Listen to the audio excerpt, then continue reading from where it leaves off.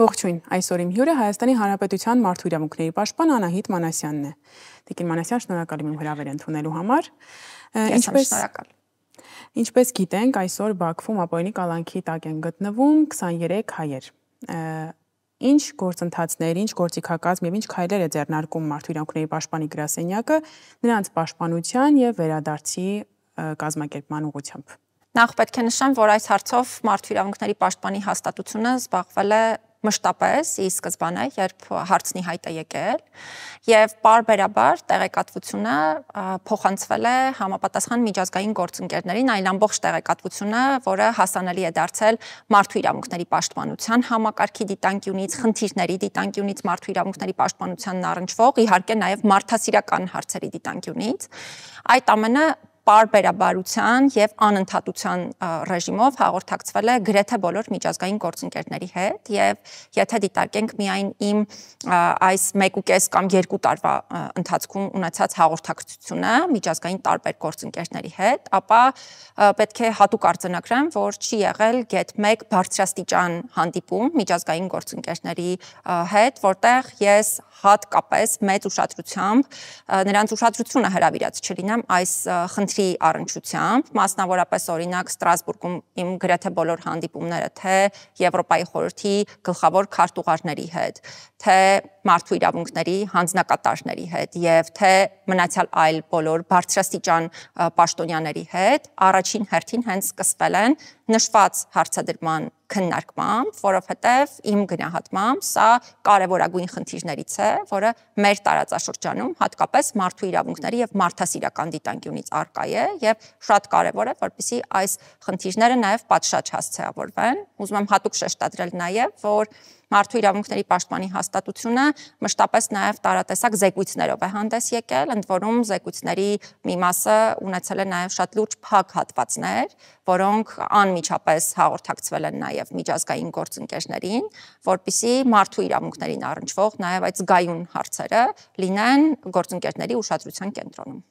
Իսկ ինչպես է գնահատում միջազգային կազմակերպությունների հետ աշխատանքը, հաշվի առնելով նաև ազգային նիպերի հետ աշխատանքը։ Ես գիտեմ, որ Հայաստանի Հանրապետության մարդու իրավունքների պաշտպանի աշխատակազմը նաև Ադրբեջանի հանձնակատարին էր դիմել նամակով, եթե ճիշտ եմ հիշում, եւ այդ առումով էլ ինչ արձագանք ունենք, ինչպես է գնահատում այդ գործընթացը։ Ընդհանրապես նշեմ, որ միջազգային գործընկերների հետ շփումները իհարկե ոչ միայն կարևոր եմ համարում, այլ նաև կարծում եմ, որ դրանց արդյունքում բազում խնդիրներ ստանում են իրենց լուծումները, այլ հարց է, որ շատ դեպքերում մենք չենք կարողանում հրապարակային խոսել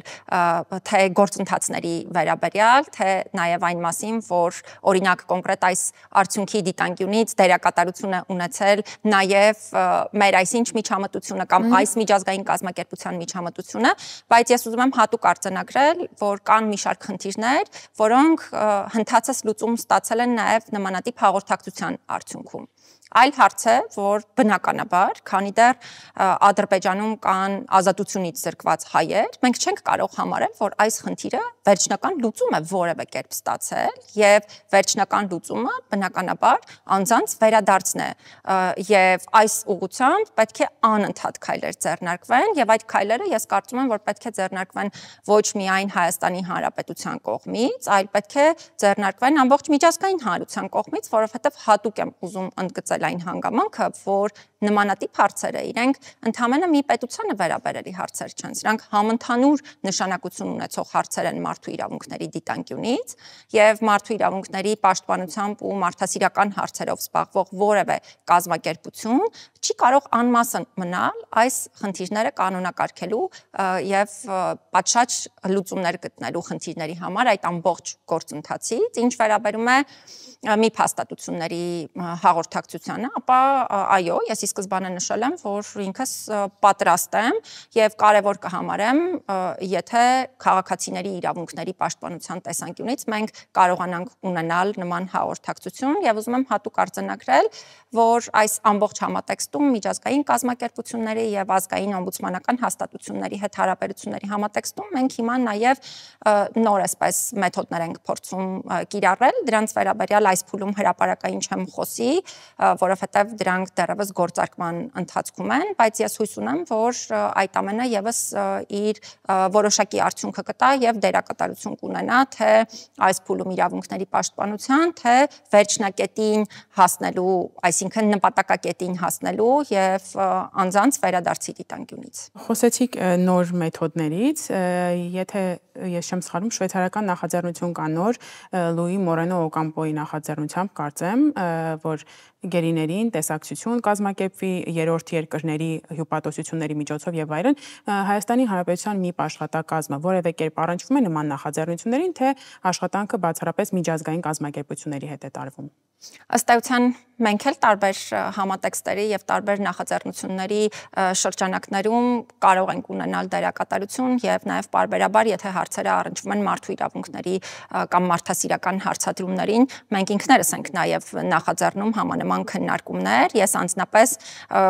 բազմաթիվ պաշտոնյաների հետ եմ հանդիպում ունեցել, ի նկատի ունեմ նաեւ միջազգային կազմակերպությունները ներկայացնող, այլ պետությունները ներկայացնող եւ իհարկե ինքս նաեւ քննարկման առարկա դարձնում եմ համանման հարցերը,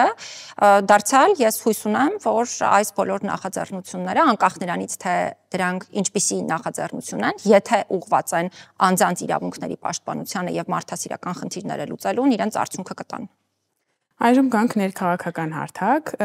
ինչ դիտարկումներ ունի ՄԻՊ ինստիտուտը Հայաստանում տեղ ունեցող քաղաքական դրդապատճառներով ձերբակալությունների եւ երբեմն նաեւ անհամաչափ պատժաչափերի, պատժամիջոցների նկատմամբ։ Պիտի հատուկ արձանագրեմ, որ այսօր Հայաստանում ընդհանրապես բոլոր ոլորտներն են քաղաքականացված եւ բևեռացված եւ սա կարծում եմ, որ մեր հիմնական խնդիրն է հասարակական հարաբերությունների պատշաճ կանոնակարգման տեսանկյունից, որովհետեւ անհնար է ունենալ ընդհանրապես պատշաճ հասարակական հարաբերություններ, պատշաճ իրավական համակարգեր, այլ համակարգեր, եթե ընդհանրապես բոլոր հարցերը բևեռացվում են եւ քաղաքականացվում են եւ ուզում եմ հատուկ արձանագրել, որ այս ուղղությամբ պետք է միանշանակ պայքար մղել։ Ինքս ամենօրյա ռեժիմով եմ նաեւ հրապարակային սրա մասին խոսում, որովհետեւ հակառակ պարագայում մենք շատ վտանգավոր հետևանքների հետ ենք գործ ունենալու, այնպիսի հետևանքների, որոնք նաեւ իրավունքների երաշխիքների դիտանկյունից են չափազանց լուրջ ազդեցություն ունենալու։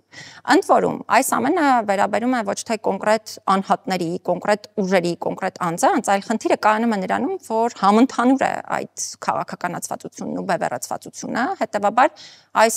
առնչությամբ իրապես պետք է շատ լուրջ աշխատանքներ տանել։ Ինչ վերաբերում է տարբեր ձերբակալություններին, տարբեր իրավական գործընթացներին, սահմանվող պատժաչափերին, ես չէի ուզենա միայն պատժաչափերի վրա կենտրոնանանք, կուզենայի նաև խոսել պարտադիր խափանման միջոցների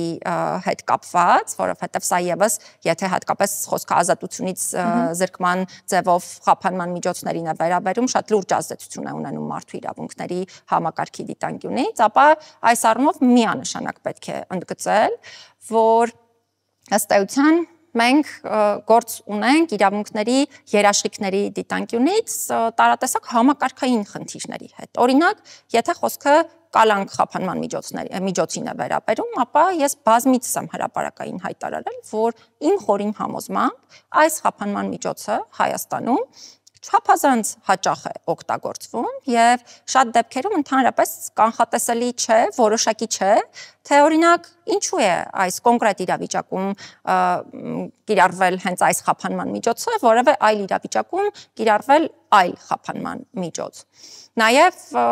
ըստ էության, եթե խոսենք տարատեսակ իրավական գործընթացների մասին, դարձյալ միայն ձերբակալություններին չանդրադառնանք, որովհետև շատ իրավական գործընթացներ կան, որտեղ անձը կարող է ունենալ վկայի դատավարական կարգավիճակ սկզբնական փուլում, բայց հետո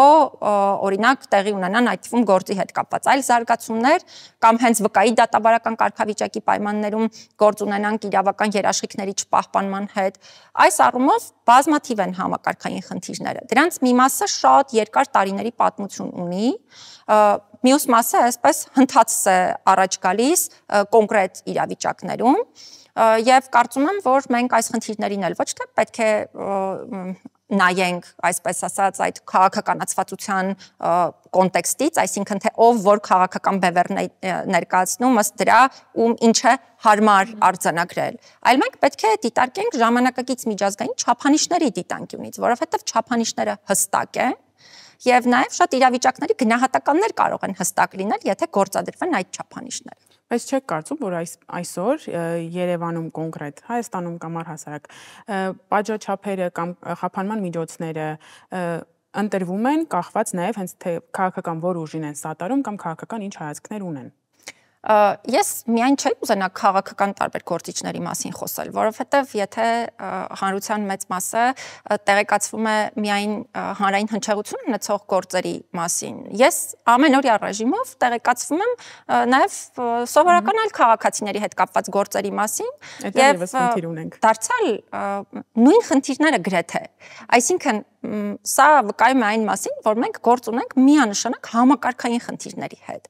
եւ այս դիտանկյունից մենք պետք է պարզապես բաց աչքերով նայենք խնդիրներին եւ փորձենք այդ խնդիրները շատ լուրջ տրամաբանությամբ հաղթահարել, որովհետեւ հակառակ պարագայում, եթե մարդու իրավունքների երաշխիքները չեն ապահովում, մեզանից յուրաքանչյուրը կարող է հայտնվել նույնատիպ իրավիճակում եւ նաեւ անկախ ժամանակաշրջանից, հետեւաբար մեր բոլորի համար կարևորագույն խնդիրը պետք է լինի այն, որպեսզի մենք իրապես կարողանանք մարդու իրավունքների նկատմամբ ունենալ ընդհանուր մոտեցում, այսինքն մարդիկ միշտ էլ կարող են ունենալ քաղաքական բանավեճ, բայց մարդու իրավունքները պետք է լինի այն բնագավառը, որտեղ մոտեցումները եւ ընդհանուր տեսլականը լինի միասնական, որովհետեւ մարդու իրավունքները նաեւ հստակ չափանիշներ ունեն սահմանված՝ ի տարբերություն մի շարք այլ բնագավառների։ Եվ այս տեսանկյունից ես կարծում եմ, որ մենք միանշանակ շատ լուրջ անելիք ունենք եւ նաեւ ուզում եմ հատուկ արձանագրել, որ ի տարբերություն շատ հանրային հնչեղություն ունեցող գործերի, շատ քաղաքացիների հետ կապված գործեր մնում են ուշադրությունից դուրս եւ շատ դեպքերում, երբ այս ուշադրությունը կենտրոնանում է հանրային հնչեղություն ունեցող գործերի վրա, առնվազն այս գործերով գոնե բոլորս խոսում ենք խնդիրների մասին, բայց կան մի շարք մարդիկ եւ նրանց թիվը բավականին մեծ է քաղաքացիներ, ովքեր ռեալ խնդիրներ ունեն տարբեր երաշխիքների դիտանկյունից եւ շատ դեպքերում այդ հարցերը քննարկման առարկա չեն դառնում։ Ես կարծում եմ միանշանակ է, որ մենք պետք է համընդհանուր ուշադրությունը կենտրոնացնենք նմանատիպ խնդիրների վրա։ Խոսեցինք համակարգային խնդիրների մասին, վերջին շրջանում հաճախ ենք տեսնում ոստիկանական անհամաչափ ուժի կիրառումը, օրեր առաջ նաև Գյումրիում տեսանք, եւ ինչպես է մի արձագանքում այս գործընթացներին եւ ինչ եզրակացություն ունի այս գործընթացների վերաբերյալ, նաեւ ինչ միջոցներ ունի այդ ամենը կանխելու ուղղությամբ։ Ընդհանրապես ոստիկանության կողմից ուժի կիրառման համաչափությունը եւ հակառակը անհամաչափ ուժի կիրառման բացասական հետևանքները քննարկման առարկա են գրեթե բոլոր երկրներում աշխարհի, որովհետեւ ցանկացած իրավիճակում, երբ լուրջ ոստիկանական գործողություն է լինում, պարտադիր սկսում են քննարկումները այն մասին, թե արդյոք ուժի կիրառումը համաչափ էր, թե անհամաչափ էր, եւ նաեւ ինչ որտեղ այս խնդիրների զգայունությունն է, որ ստիպում է մեզ եւս պարբերաբար ոչ թե պարզապես ուշադրություն դարձնել հարցին, այլ մենք շատ հաճախ հենց հայտարարություններ ենք տարածում խնդրի հետ կապված, եւ ես ինքս որպես մարդու իրավունքների պաշտպան պարբերաբար հրապարակային եմ խոսում նաեւ այն մասին, որ շատ են դեպքերը Հայաստանում, երբ առերևույթ այն ուժը, որը կիրառվում է ոստիկանության կողմից, անհամաչափ է ըստ էության։ Այս առումով ես կարծում եմ մենք մի շարք խնդիրներ ունենք, որոնք միանշանակ լուծման կարիք ունեն։ Նախ շատ կարևոր է, որպեսզի մարդիկ հստակ պատկերացում ունենան այն մասին, նկատի ունեմ ծառայողները, թե ինչ է նշանակում ուժի կիրառման համաչափություն եւ հստակ պատկերացում ունենան այն մասին, թե ուժը ինչպես է պետք կիրառել։ Այս առումով միանշանակ շատ լուրջ են խնդիրները։ Երկրորդը, որ դարձյալ չափազանց կարևոր է, մարդկանց հետ հաղորդակցվելու բանակցություններ վարելու հմտություններն են, որովհետև խնդիրների մեծ մասը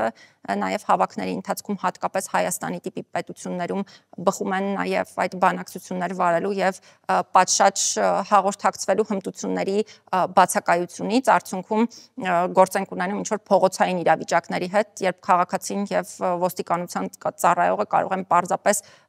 մեկը մյուսին ինչ-որ անպարկեշտ բառեր ասել, մեկը պատասխանի մյուսը եւ այլն, եւ այսպիսի իրավիճակներն են բազմաթիվ, եւ երրորդ շատ կարեւոր հանգամանքն այն է, որ այն ծառայողները, ովքեր անհամաչափ ուժ են կիրառում, իրենք պետք է պատասխանատվություն կրեն, որովհետև եթե չեն կրում պատասխանատվություն, ըստ էության մենք գործ ենք ունենում մի իրավիճակի հետ, որ ընդհանուր միջավայրը դառնում է հանդուրժող երևույթի նկատմամբ։ Մենք այս առումով գրեթե բոլոր բնագավառների առումով իրականում ունենք խնդիրներ, որովհետև նաև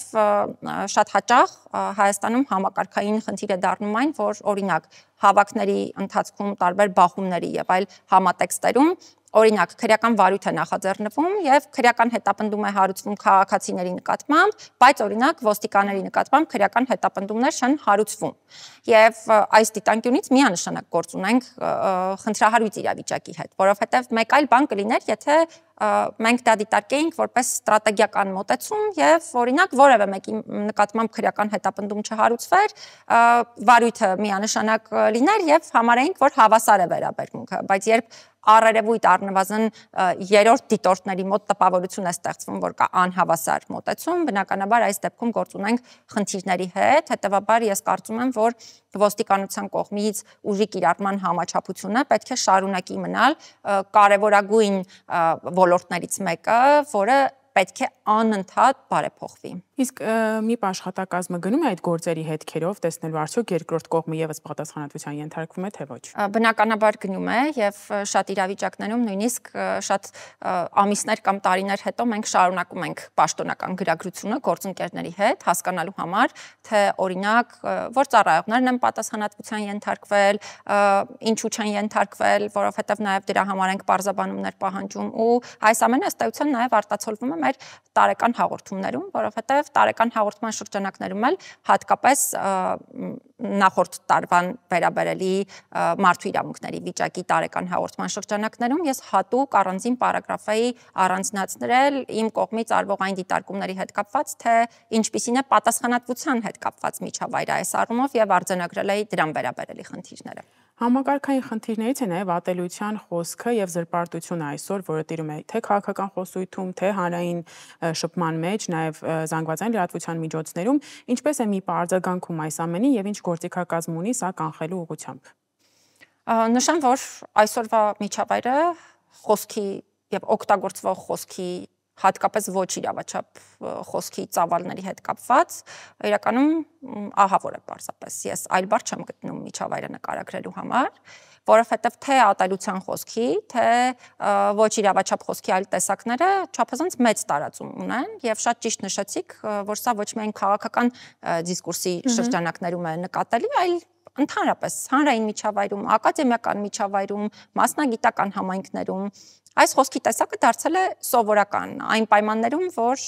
սա հակառակը պետք է քննադատության արժանացող խոսքի տեսակ լինի, բայց ինքը շատ արագ տարածվող խոսքի տեսակ է դարձել նույնիսկ համակարգերում կոնկրետ։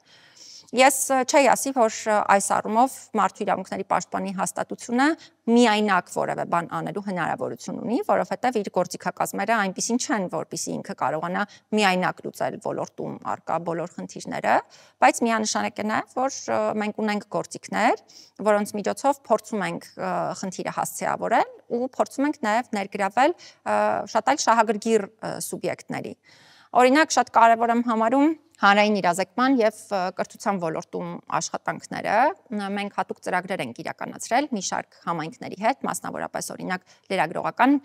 համայնքի հետ, ակադեմիական համայնքի հետ, վերջերս նաեւ ազգային ժողովի պատգամավորների հետ հատուկ միջոցառում ունեցանք, որը վերաբերում էր ատելության խոսքի կանխարգելմանը, քանի որ մեր դիտարկումները հուշում էին, որ ըստ էության գրեթե այս բոլոր միջավայրերում մարդիկ սովորաբար պատկերացում չունեն այն մասին, որ օրինակ իրենց տարածած խոսքի տեսակը արգելված խոսքի տեսակ է որպես այդպիսին, որովհետև դրանք շատ հաճախ նաև սովորական խոսքեր են, հա, մեր միջավայրում շատ հաճախ օգտագործվող, բայց սրանից բացի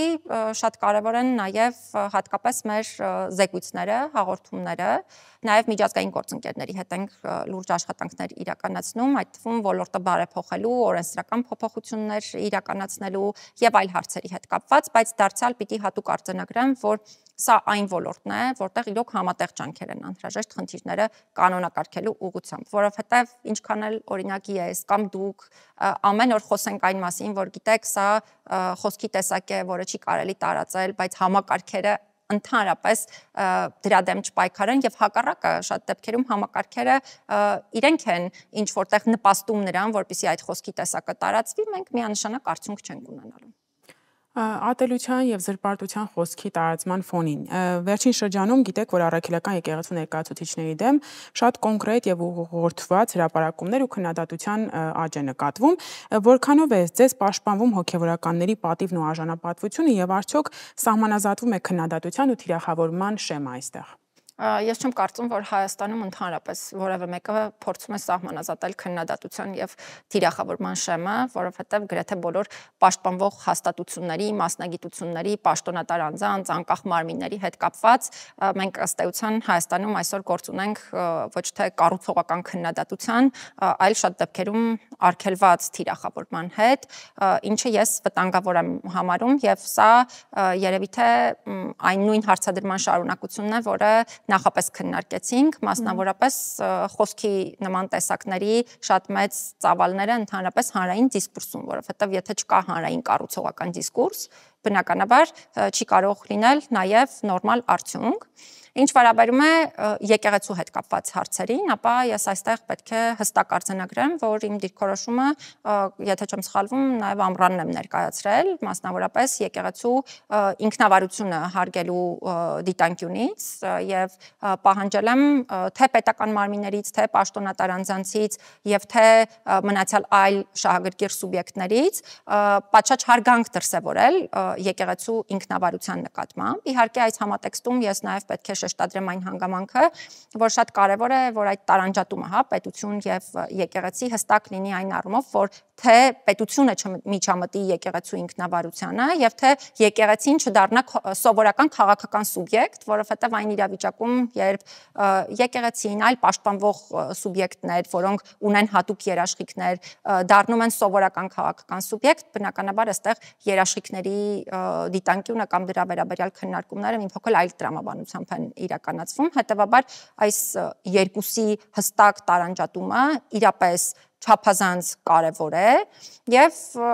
դարձյալ ընդհանուր կոնտեքստում էլ բնականաբար ցանկացած հարց կարող է դառնալ ժողովրդավարական հասարակությունում քննարկման առարկա, որևէ մեկը չի խոսում այն մասին, որ արգելված է որևէ հարց դարձնել քննարկման առարկա, հարցն այստեղ այն է, թե ինչ թույլատրելի մեթոդներով հարցերը կարող են դառնալ հանրային կյանքում ընդհանրապես քննարկման եւ այդ թվում կառուցողական քննադատության օբյեկտ։ Այս գործընթացի շրջանակում դուք հավատքի եւ դավանանքի ազատության իրավունքի սահմանափակման կամ ոտնահարման գործընթաց նկատում եք, թե ոչ։ Դե քանի որ ես հարցի վերաբերյալ նաև հրապարակային հայտարարություն եմ տարածել, նշանակում է ես վտանգներ եմ առնվազն տեսել եկեղեցու ինքնավարության պահպանման եւ երաշխավորման դիտանկյունից եւ դա է եղել պատճառը, որ նաև ինչ որտեղ կանխարգելիչ հայտարարություն եմ տարածել, որովհետեւ իրապես կարեւորում եմ, որպեսզի մեր հանրապետությունում դարձյալ բոլոր հարցերը քննարկվեն մարդու իրավունքների դիտանկյունից թույլատրելի չափանիշների եւ կառուցողական համատեքստում։ Եվ վերջում, ինչպես է գնահատում մարդու իրավունքների պաշտպանի ինստիտուտի անկախությունը ներկայիս քաղաքական բևեռացվածության պայմաններում եւ արդյոք ձեր գրասենյակը բախվում է քաղաքական կամ պետական որևէ ճնշման։ Ես պետք է հատուկ արձանագրեմ, որ քաղաքական բևեռացվածությունը եւ ընդհանրապես ցանկացած տեսակի բևեռացվածություն միանշանակ շատ լուրջ ազդեցություն է ունենում, անմիջական ազդեցություն է ունենում մարդու իրավունքների պաշտպանության համակարգի վրա, բնականաբար չի կարող չունենալ նաև մարդու իրավունքների պաշտպանությամբ զբաղվող ազգային հաստատությունների վրա, եւ այս առումով նման ազդեցությունները ակնհայտ են նաև Հայաստանի Հանրապետությունում։ Ես չէի ուզենա այդ ազդեցությունը անմիջապես բերել եւ կապել անկախության արկայության կամ բացակայության հետ, որովհետեւ անկախությունը առաջին հերթին պայմանավորված է հենց նաեւ հաստատության կողմից իր անկախությունը պահպանելու այդ փաստացի հանգամանքով։ Կարծում եմ, որ համենայն դեպս այս փուլում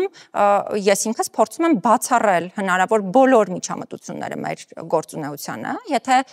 խոսենք օրինակ գործադիր իշխանության մասին, ապա այստեղից ես ընդհանրապես չեմ նկատել երբևէ որևէ տեսակի միջամտություն, ավելին ասեմ, շատ դեպքերում շատ զավեշտալի իրավիճակների հետ կապված գործ ունենք, որովհետև օրինակ նույն հարցի հետ կապված ես կարող եմ քննադատություն հնչեցնել գործադիր իշխանության կամ վարչապետի կողմից որոշակի գործողությունների առնչությամբ եւ օրինակ նույն կամ համանման քննադատություն մասնագիտական համայնքների, փաստաբանական համայնքի հետ կապված եւ օրինակ որևէ ճնշում կամ միջամտություն չեմ զգում գործադիր իշխանության կողմից, բայց օրինակ կարող եմ որևէ միջամտության տարեր զգալ տարբեր այլ համայնքների կամ դերակատարների կողմից։ Այս առումով սա շատ վտանգավոր եմ գնահատում։ Ըստ էության կան նաև քաղաքական ուժեր, որոնք կարծում են, որ մարդու իրավունքների պաշտպանի հաստատության հետ կապված այնպիսի վարքագիծ են դրսևորում, որը թե իմ գնահատմամբ, թե նաև մենք մարդու իրավունքների ազգային հաստատությունների եվրոպական ցանցի հրապարակային հայտարարություն ունենք այս հարցի հետ կապված, կարծում եմ դա հակասում է գոյություն ունեցող չափանիշներին, այդ թվում Հայաստանի Հանրապետության օրենսդրությանը, եւ այս դիտանկյունից մենք իրապես շատ մեծ անելիքներ ունենք եւ կուզենամ նաև մի կարևոր հանգամանքի վերաբերյալ էլ խոսել այս համատեքստում։ Ըստ էության մարդու իրավունքների ազգային հաստատությունների հետ կապված շատ խնդիրներ տարբեր երկրներում բխում են նաև նրանից, որ սովորաբար թե հանրությունը, թե պետական մարմինները եւ այլ դերակատարները պատշաճ պատկերացում չունեն այս հաստատությունների, նրանց երաշխիքների եւ դերակատարության մասին։ Ես կարծում եմ, որ այսպիսի խնդիր նաև Հայաստանի Հանրապետությունում է առկա, որովհետեւ շատ դեպքերում իրապես ընկալումները շատ ձևախեղված են թե հաստատության, թե պաշտոնատար անձի, թե հաստատության ունեցած լիազորությունների եւ այլնի առնչությամբ եւ տարատեսակ խնդիրների միանշանակ այս առումով բախվում ենք, բայց դարձյալ, եթե ես հիմա խոսեի այն հիմնական միջամտող սուբյեկտների մասին, որոնք այլ պետություններում են, հա, հիմնականում միջամտում մի հաստատությունների գործունեությանը, մասնավորապես սովորաբար դա գործադիր իշխանությունն է լինում եւ քաղաքական մեծամասնությունը, ապա այստեղ միանշանակ պետք է արձանագրեմ, որ նման փորձեր ըստ էության չենք նկատել ու վերջում հատուկ շեշտադրեմ, որ իմ խորին համոզմամբ մարդու իրավունքների պաշտպանի եւ ցանկացած այլ պաշտոնատար անձի եւ հաստատության անկախությունը առաջին հերթին նաեւ պայմանավորված է այն հանգամանքով, թե դու ինչպես ես պաշտպանում հենց այդ անկախությունը եւ ես շատ կարեւոր եմ համարում, որպեսզի Հայաստանի Հանրապետությունում թե մարդու իրավունքների պաշտպանը, թե անկախության սկզբունքով գործող մյուս պաշտոնատար անձինք եւ հաստատությունները իրենք շատ հստակ տեսլական ունենան իրենց անկախության եւ այդ անկախությունը պաշտպանելու գործիքակազմերի մասին։ Շնորհակալ եմ հարցազրույցի համար։ Ես եմ շնորհակալ։ Հիշեցնեմ, որ իմ հյուրը Հայաստանի Հանրապետության մարդու իրավունքների պաշտպան Անահիտ Մանասյանն է։ Շնորհակալություն, կհանդիպենք։